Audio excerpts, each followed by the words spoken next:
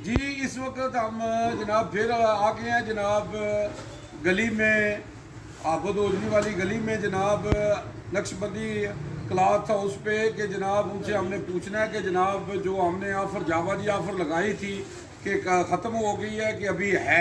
तो आए जी निशान भाई से पूछते हैं जनाब।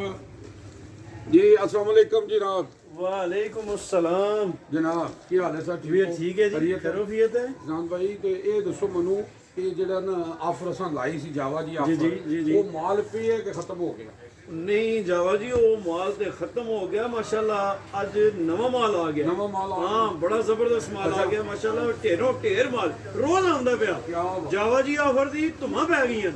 हाँ जी बेहतरीन। जनाब, ये देखो ना ठीक है। जनाब, ये देखो ना जनाब, किन्ने रंग आए माशाल्लाह। बड़ी वैरायटी, बड़े रंग, बड़े क्या बात। स्टफ। देखो जरा अल्लाह दे फजल नाल देखो कपड़ा देखो माशाल्लाह कितना क्या बात। जबरदस्त माशाल्लाह कपड़ा।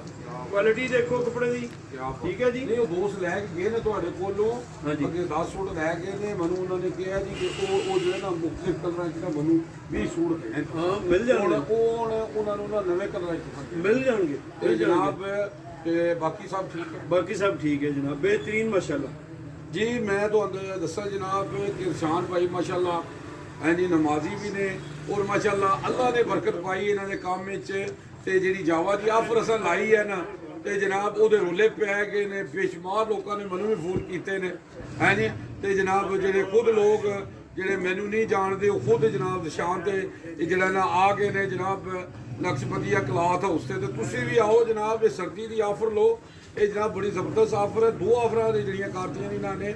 ਇੱਕ ਤੇ ਜਿਹੜਾ ਨਾ ਸੂਟ ਇਹਨਾਂ ਨੇ 2500 ਦੇ 2 ਸੂਟ ਕਰਤੇ ਨੇ ਗਰਮ ਸੂਟ ਜਿਹੜਾ ਮਾਰਕੀਟ ਵਿੱਚ 3000 ਦਾ ਮਿਲ ਜਾਂਦਾ। ਤੇ ਜਨਾਬ ਤੁਸੀਂ ਆਓ ਜਾਵਾ ਜੀ ਆਫਰ ਆ ਕੇ ਜ਼ਰੂਰ ਲਵੋ ਜਨਾਬ।